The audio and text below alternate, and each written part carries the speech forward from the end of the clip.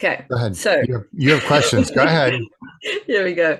Um, Chris Michel, wonderful surname, I must say. Thank you so much for chatting to me. I always love our engagements and interactions. And I've asked you to come in as our conversationalist for November around money. Money. Mostly because you have a I think 30-year background in sales Mhm. specifically. You're a Yes. sales coach. And you're also the author of The Red Chair Experience, which is an amazing book. So thank you so much for Good. joining me. Money, does it make the world go round or is it the root of all evil? What do you think? But that's a really weird question. And not weird in the bad sense, but interesting in that I heard this said a few years ago. Money um money creates freedom. Mm, So if you think about that, money creates the freedom that you want, whether that is vacation with your family, whether it is to build your house, to buy the cars, to buy the things that you want to do, right? To do the things that you want to do. It allows you the freedom to do whatever you want. So can you use it for good? Can you use it for evil? Absolutely. You can use it for whatever right you want to do. I mean, you hear about the drug lords and all these other things that are on the quote unquote bad side. And mm. then you've got these other people, these corporate um, people that are running these companies and making millions while their people are barely, making ends meet. Yeah. Right. And again, you can look at that and go, well, that is it good? Is it bad? And then you've got these people that no matter what they gain, they turn around and they give it back to those who don't have, right? And to those who have need. And so it can be either side of that coin. It really just depends on how you look at it and how you want to use it, right? Or how we view it. And unfortunately, a lot of us were probably brought up in a way to think that we have to chase the almighty dollar, right? As we call it here in the States. You're constantly chasing this dollar. And so we ended up living to work instead of working to live, right? Yeah, And which made us slaves to this thing sometimes. So, right, as much as it buys us freedom, in that same um, thought, it also stops us sometimes from doing what we would have loved to do with our lives because we have to get the car and the house and right. for us to feel valued. And I wonder if that's maybe where our missing link lies. How do we Absolutely. change how we value ourselves? Because it seems to be very closely connected to a bank account. And I don't think Yeah. that is maybe the best way to go. Well, it's not, and that's the freeing piece of this. For me, this has been the freeing piece of it is learning that less is more, right? I mean, and we hear that all the time, that we talk less, it means more. We give less, right? Or we do less, it means more, right? All these different things. But for me, what I'm learning is I don't need a six bedroom, six bath house, on 10 acres, or I don't need that. What I need is a place to put my stuff. Now, my stuff now becomes relevant to, do I need that? Right? My dad passed away a year and a half ago, and there was question with my stepmom. She's like, "Do you want to come and pick up the stuff and do all this?" So that there was a bunch of stuff that she had, not only from my dad, but then from his mom, right? Because his mom had passed, and they pulled all that stuff into their house. And so, literally, there's two generations of stuff, and some of it's family stuff, and it's the silver, right? It's the family silver, it's the family china, it's the da, da, da, da. And I I said, no disrespect. I'm not trying to be a jerk. I'm not trying to be mean about this, but that's not what I need. And if my kids want that, that's fine. They can get it and they can hold on to it themselves. Me Mm. personally, that's not going to define who I am and what I do. And whether or not I have these things now, pictures, okay, that's different, right? But the reality is, these material things that we continue to gather, right? Some of them have value to a certain extent, but then some of it, it's like, well, this was your dad's tooth, when he was it's like, no offense, I don't want my own teeth, right? From when I was a baby or whatever. I, Yeah. we hold on to the craziest things, and we put value into things that, if we really look at it, are they that valuable? Now, if it's tied to a memory, if it's tied to, that may mean something. Again, a picture, a letter, right? Something along those lines. But we've been taught to believe that the person with the most toys wins, right? Or that we just need to accumulate all this stuff. I love the people who go through their houses and they go, have I used this in a year? Okay, well, if I haven't, then it's time to get rid of it, right? It's that kind of stuff. And I personally, I keep paring down like my closet. I've got a lot of clothes in my closet still, but I'm like, okay, I haven't worn this in a while. I need to get rid of it. I need to, it's, and I just constantly am trying to think about this paring down of things, because no offense, I don't think my kids want that. I'm I love No. them, but Yeah. I don't know that they want that, right? Yeah. Yeah. And so why am I doing the things that I do? Now that is for me. That's the newspaper from the day I was born. So Yeah. that's the significance for that. But Yeah. I've got a poster sitting over there that's been framed of when I played college football. And for the longest time I didn't hang it out. I didn't it I downplayed that for a long, long time. But that was my life, right? And now I recognize that and go, well, that was an important part of my life. There were things that were said and done and happened and helped me to form the person that I am today. And so I have fond memories of that, and it's good to have that. But yeah, money is a funny thing. It can provide the freedom, and again, the freedom can mean a lot of different things. But if we go back to the mindset that I don't need all of this stuff to survive, right? I need a roof over my a roof over my head, and I need certain things. But do I need that car? Do I need that vacation house? Do I need that, right? And no offense, but the vacations that we take, do we need to spend $20,000 to go to Ireland to, do all the bourbon tours or the Scotch tours and, blah, blah, blah, right? Yeah. Yeah. I don't get me Or we wrong. I do. want to do We that. do. I want to go play golf. I want to, Yeah. I want to visit Ireland and Yeah. Scotland. And I want to play But, golf but and that is the freedoms that it buys, I think. It's that experience instead of the sure. things, maybe. Right. For whichever, I mean, we're all different and we all hold on to or find different things important to us. Sure. Um, it's quite a much talked about topic at the moment. I think this money, because economic systems are Sure. falling. There's constant fear around you're not going to be warm this winter, or you're not going to have those basic needs met.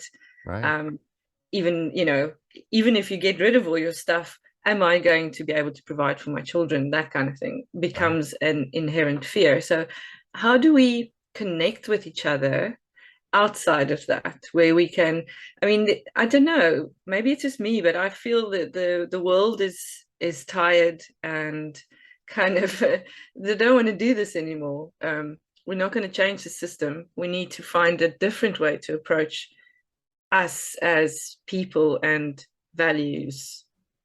Yeah. It is interesting because I know here in the States, we are seeing a shift, right? I mean, you've Mm. got the quiet quitting and you've got the great, uh, what is it? Everybody's kind of leaving their jobs and they're going, I'm not going to do this anymore. And requiring people to return back to work so that they can be in these cubicles again. Right. And people have seen these freedoms for a year and a half to 2 years now where, hey, I didn't have to do that. Right. And now I have to go to an office. And here in the States, we're seeing, at least I am, people aren't dressing up like they used to. And they're not wearing the slacks and the button down shirts and the sport coats and the dresses, and right. I mean, we're seeing less of that. And I can appreciate that. I absolutely can. But at the same time, me personally, I love to dress up every once in a while. Right. And, Yeah. and it does something for me and my psyche. But going back to an office or doing certain things, that doesn't work for certain people. And you and I were talking about this earlier, but when you start talking about neurodiversity and nonlinear thinking and how that works within people, that we've been huddled for so long, right? Or contained for so long to think a certain way that we just have to do it this way because that's the way we've been taught, or that's the way we should be. We should be focused on this or this or this. Don't get me wrong, you need to be focused, but why can't you be focused on 3 or 4 different things? Why can't Exactly you, right? right. Right? Why Yeah. can't you do these different things and still have, right, the life that you want to live? And Mm, so things are getting more expensive.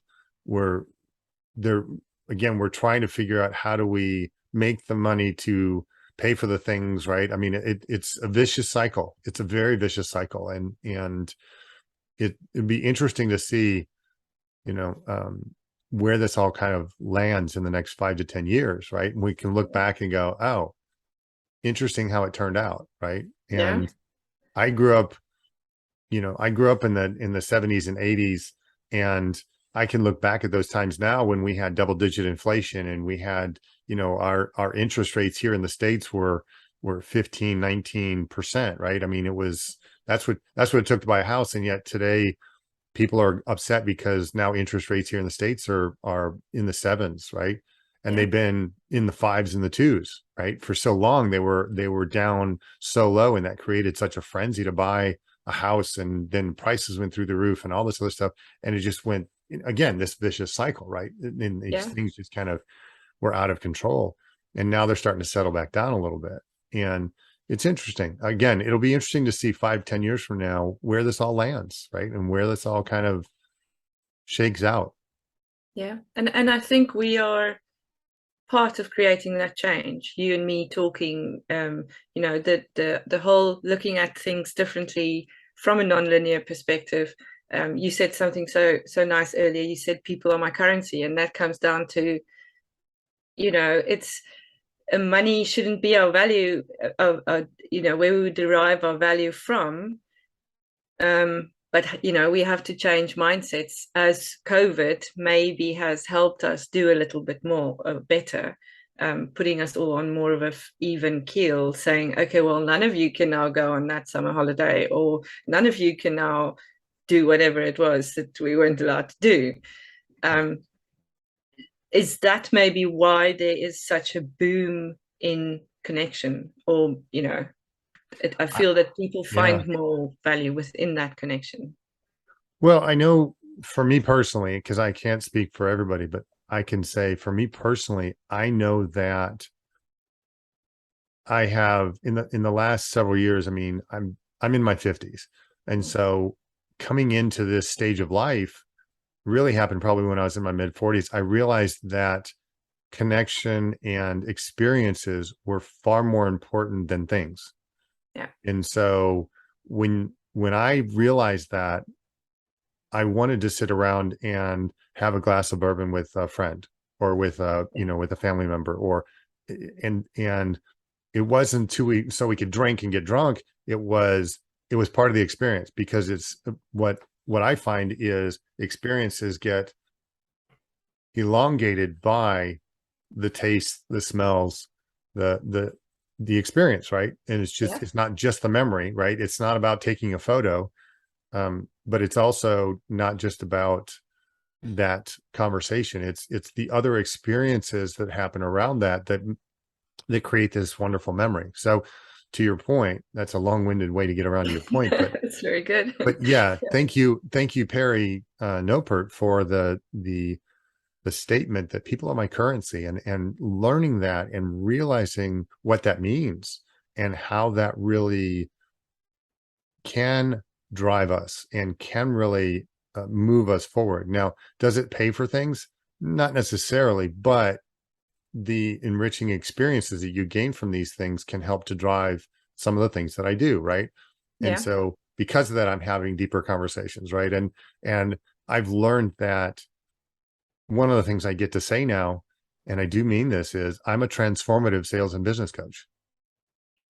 And people are like, transformative? And I'm like, yeah, because I help people transform personally as well as professionally. Yeah. And that's super important. To me, it's super important because it's not enough to help you get better at sales or get better at business. You have to be a better person. In my eyes, you have to be a better person to be better at sales, to be better at business, right? You have to improve yourself before you can improve these external things that Yeah. I guess. Which takes work It every day a does. little bit. Yeah. And that kind of brings me back to that sales perspective. So this is the thing with many creatives, or non-linear thinkers or whatever, but it's difficult to sell. It's easier to market and to tell the story and to create the image, but sales, why is it so difficult? Do you find that people have, blocks about it? Is it if you could give one piece of advice, as to So how to I look at this differently.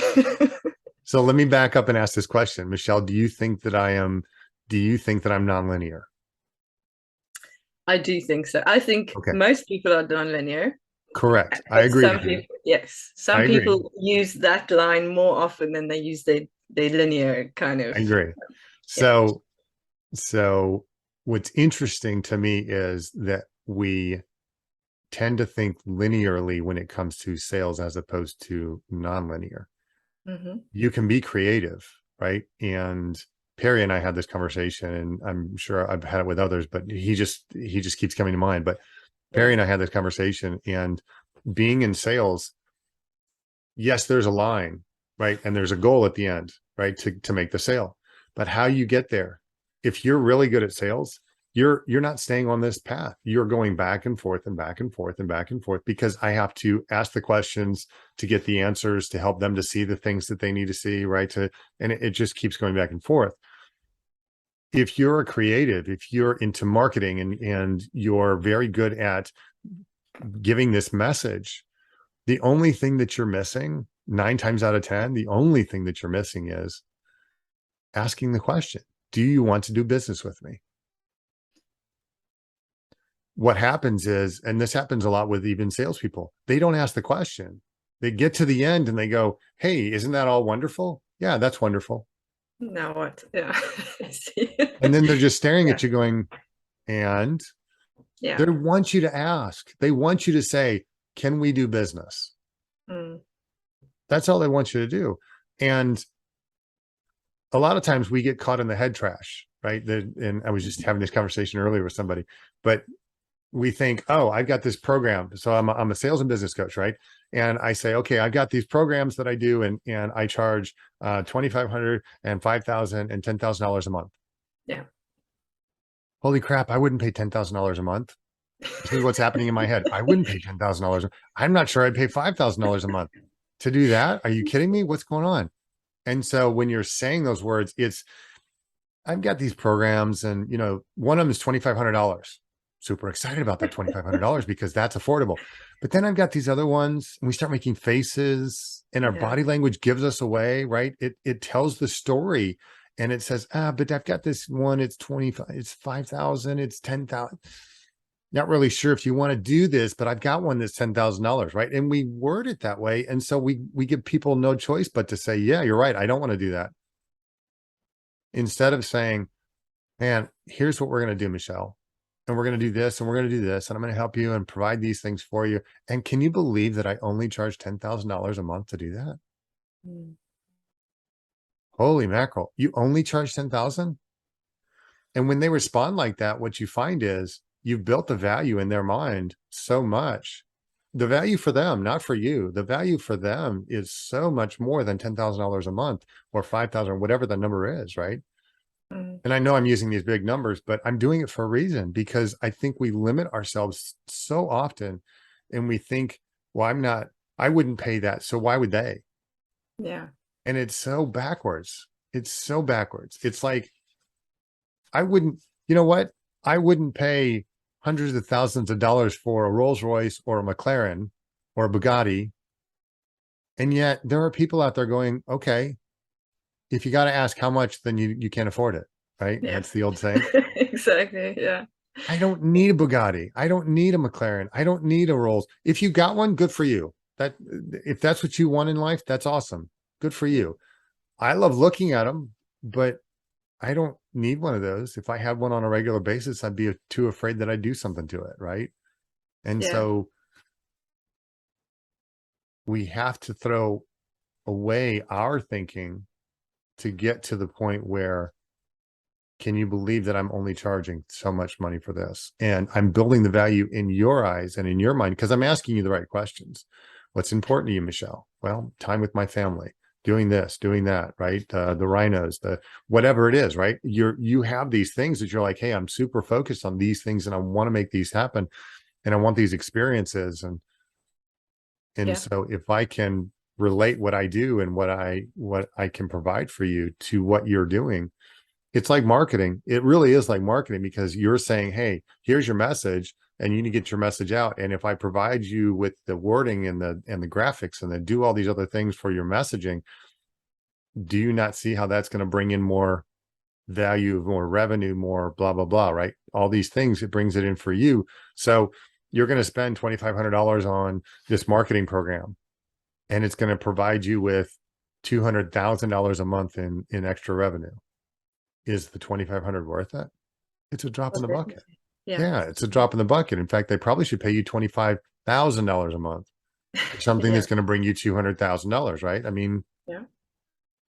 so I think my thinking around that is that we've been told that advertising companies are horrible and sales is only there. They're going to all lie to you and sell you something that you don't need at the end of the day. So now it comes back to that self-talk of, okay, now I need to sell me or what I do or my product.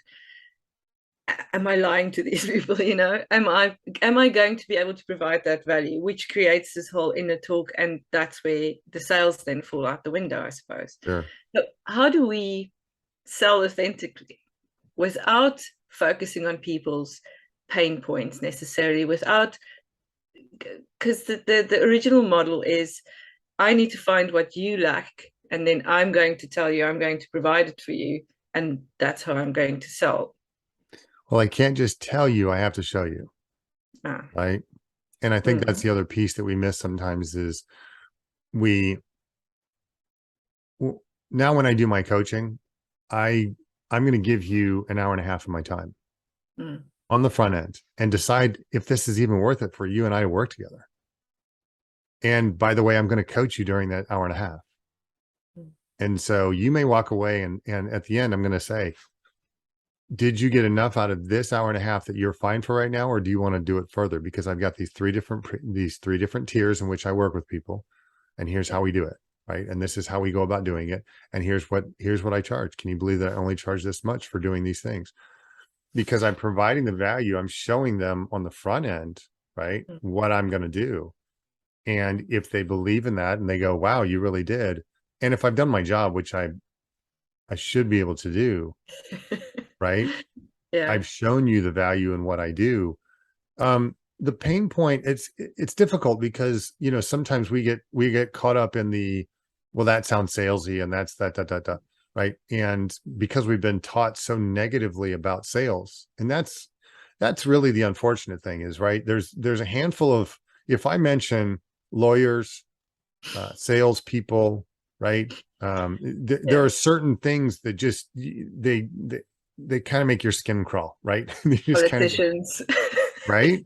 Yeah. But there's certain things that people just look at and they go, ah, they're just scum, they're just dirty, they're just, they're not people that you want to work with, or you don't want to become those things. A good salesperson and even a good lawyer, I mean, there are good people that do these things and they want to help people. I want people to get better at what they do. I'm inspired to help people do what inspires them so that they may be fulfilled. Does Yeah. that sound salesy? No. Because it's not. It's not about me, it's about you. I love watching you get the aha moment where you go, I get it. Oh, I can do this. I can say this. And it doesn't sound salesy, and it's not. And to your question, is it genuine? Well, if it's genuine and you're genuinely interested in helping other people, you allow them to buy. Yeah. And that's the key is we don't want to be sold anything. We want to buy things. So Michelle, you came to me for a reason. You were looking for something. You're looking for this widget that I do or this service that I provide. So what is it that you're looking for, and how do you want this to affect you positively in your life? Where do you want this to go for you? Right? That's finding the pain. Yeah. Is where do you want this to go? What do you want this to help you to overcome or to get better? Or, I was talking to somebody about some software this morning. Hey, I've got this idea of this software that we can do this and this with. And what pain does it solve? Well, it helps me be more organized. Yeah. Okay. So what's it worth to you? Right. And But so, now, if we take money out of that equation, then it doesn't become a bad thing anymore. well, the No. value, and you're right. But the value we naturally attach value or monetary value to these things, right? And Mm, so how do you detach that, right? How do you remove that so it becomes value based on your time, yeah. your freedom, right? To do Yeah. these other things, right? So if I can free up an hour and a half of your day because you have this product, this service, you can get better at this so you can make more money and spend less time, right? I'd love to figure out how to work 3 days a week. Yeah. There are I books about mean, it. and why not, right? Why Yeah. not? Three, Okay. 4 days a week. I would love to be able to figure out how to work 3, 4 days a week. Well, how do you do that? Well, I want less things, so I don't need as much money, Yeah. and I work with the right clients, right? I'm not working with people that are nickel and diming me to death. I'm working Mm, with people that see the value in what I provide, and they're willing to pay for my services. yeah. But first, you have to believe in what you are offering for Absolutely. you to be able to receive that. So, in effect, it's an energy exchange with Yes, yourself, really. Yeah. absolutely. Well, Mm, and that's probably the biggest struggle that most people have is understanding that sales isn't for everyone, though everybody does it, right? And that's the struggle that people have is they think, well, I don't have to do sales. I hate doing sales. You do it every single day. Believe it or not, you have to sell yourself on the idea of to do this or do that, to get with that person, to meet with that, to do this, right? You have to sell yourself on those ideas. You don't like calling it that because sales is dirty. mm. Get over it. Um, but Yeah, parenting has got a lot to do with sales in a way, because you constantly have to kind of get people to invest right.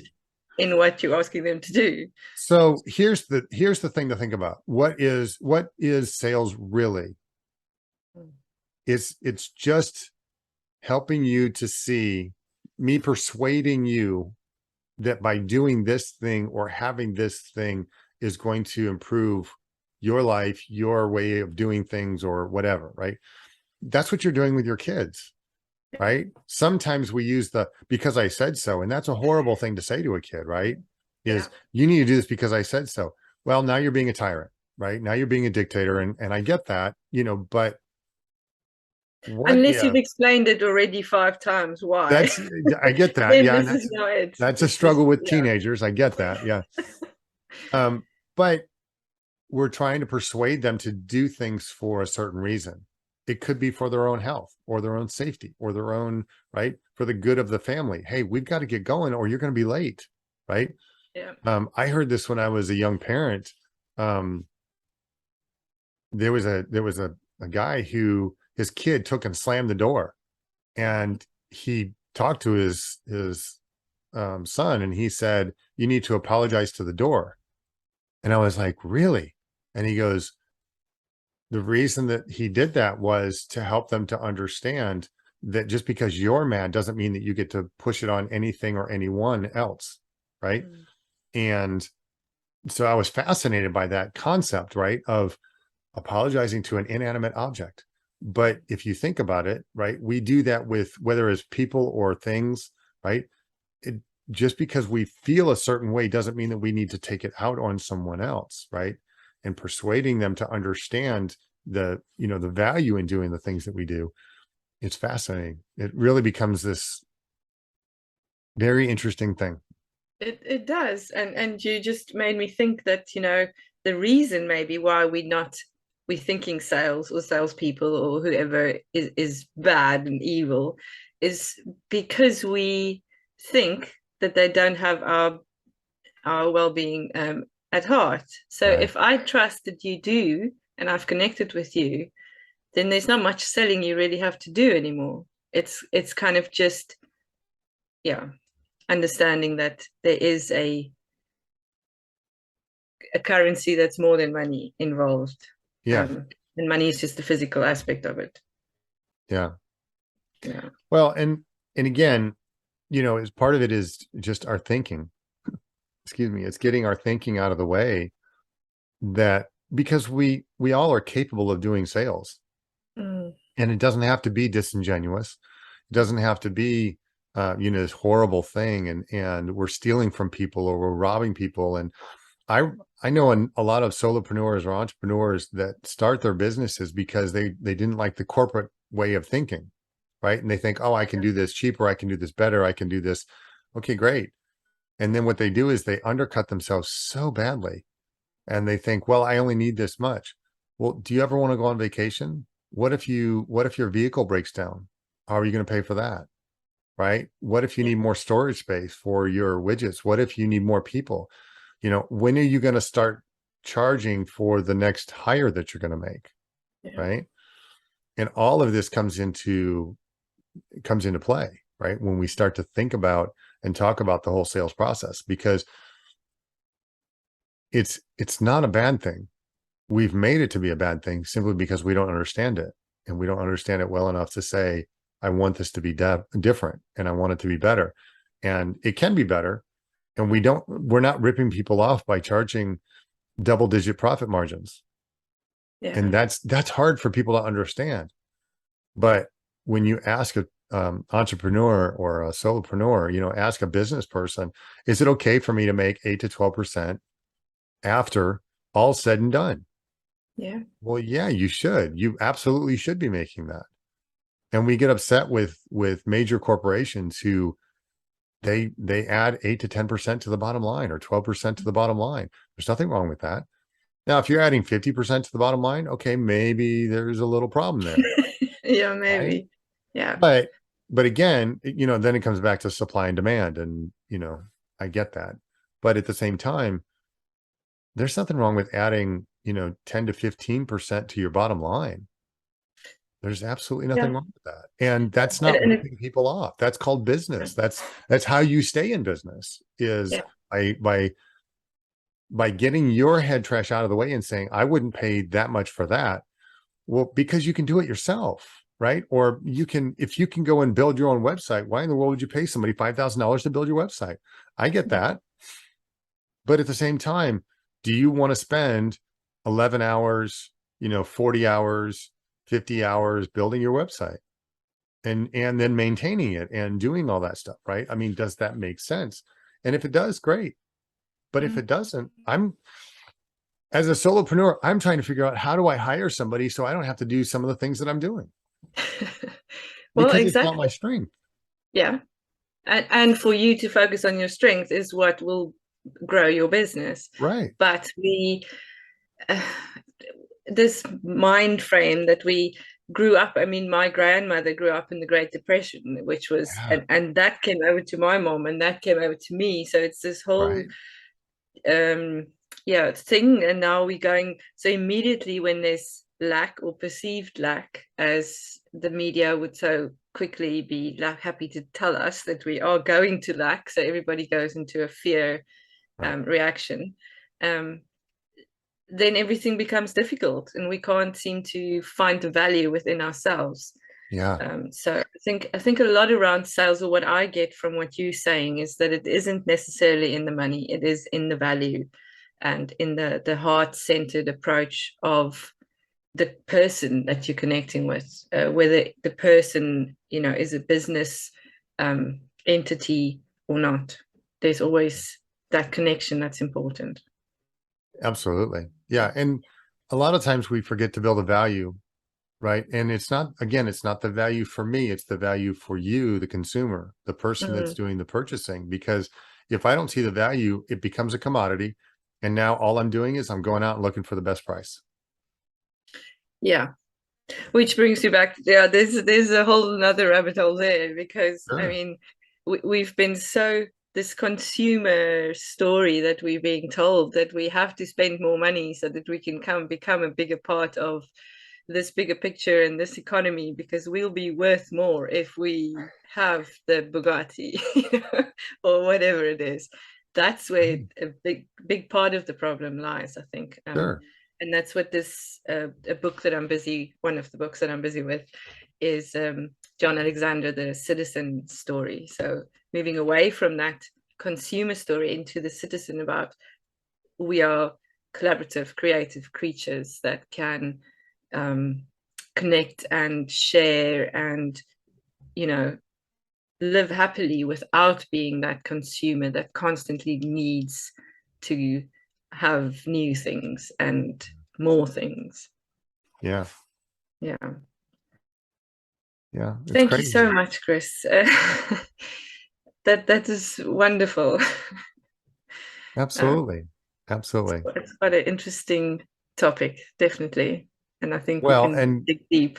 yeah, and like you said, Michelle, we could talk about all kinds of stuff. So I Yeah. appreciate the time and I appreciate the conversation. So Yeah. Thank you.